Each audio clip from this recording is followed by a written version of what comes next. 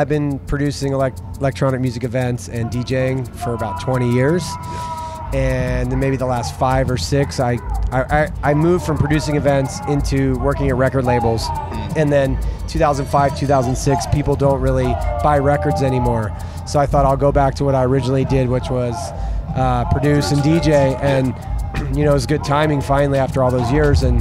But I do it, I love the music, you know, I love electronic music, it's my passion. And, you know, everything I've done in my career that I just love turned out to be successful. Anytime I did something for money, it never worked. Right. And every time I did something I loved, it always fucking blew up 20 times bigger than I could have imagined. And as soon as you stop giving a shit about the money, then you can have some fucking fun. Yeah, well, you have to keep track of the money. You know, if you don't make money, I wouldn't be sitting here. It is a business. But that's not the driving force. You know, if you're just in it because you want to make money, you're probably not going to succeed. Right. Now, do you feel like you saw festivals being produced all over the place and said, I like this from this festival, I like this from that? I knew I wanted to do an event, so I went and checked out a few things, and I felt like the music that I wanted to get out there wasn't being served. Right. You know, so I knew there was I didn't really know what would turn in all this, but I just knew people like Boys Noise and Justice and Crystal Castles, they weren't doing big events. Yeah. They weren't even coming to LA. It was new. So I thought, well, everyone else is doing trance and rave. Right. I'm gonna try to do a rock alternative dance, something different that's, you know, I love Nine Inch Nails, Depeche Mode. I try to keep it more on that side of the fence.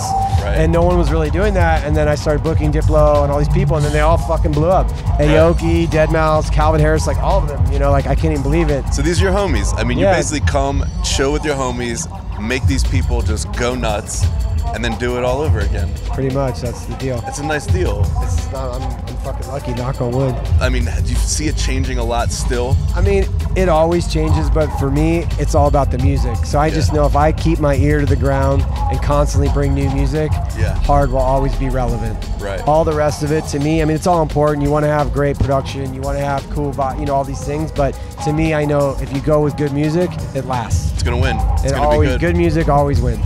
Well, is it a very different feeling saying I produced this whole thing versus I'm up here performing? Yeah, I mean, when you're on stage, it's a little more stressful, because it's all, you're the artist and everyone's, you know, you need to do your thing, but that's what I like the most. Yeah. But actually producing the event is, you know, dealing with the police and the city and fighting, that's a lot. It's a big ordeal, but I have a great team now to help me with it, so I can be here and do this too. Well, the first event that we did, we shut down 4 streets in downtown LA, got a motion from city council, and I lost about 200 grand. Woo! And that was my intro. Yeah. But I knew I had something. But I knew I had something special. I mean, I've had a show that lost $1 million. So I think if you're going to be a promoter, you have to go through that to get to the others. You ask any promoter who does anything. You ask Paul Tilley with Coachella. You know, that guy lost $1 million. Everybody, you got to go through the ringer to get there. But it makes you stronger. You know, and then when you get there, it's more satisfying. Yeah. Do you feel like you want to take it to another city ever, or is it, you know? Yeah, well, we do shit in. We have an arena in Australia that we do. We have a cruise ship that we do, Holy Ship. We've done shit in Chicago, New York. We did a hard stage in London at EDC. And we're growing, but you know, my thing isn't to try to conquer the world. It's just when there's good acts that want to play in certain cities, we're there. Do you have anybody that you're kind of cultivating that you can talk about right now that you're really excited to help bring up or produce or promote?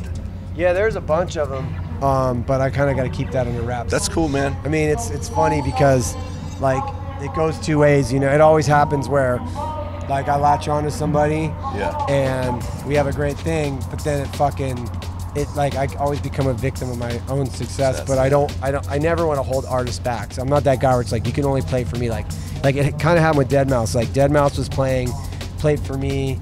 Then he started playing more the more commercial events and bouncing back and forth. And when they kind of get that where they can play for hard and play, then all of a sudden they get really big. You know, and then Deadmau5 got so big, it was fuck, I can't even book him anymore because he's too much money, he's too big. And then it's interesting how he ended up on Day of the Dead on Sunday night. I was at, you know, our companies, we're partners with Live Nation. So I was in the bathroom with Live Nation taking a piss, and Joel was in there washing his hands. Oh, wow. And he's like, dude, Gary, what? He goes, well, I don't ever play fucking for you anymore.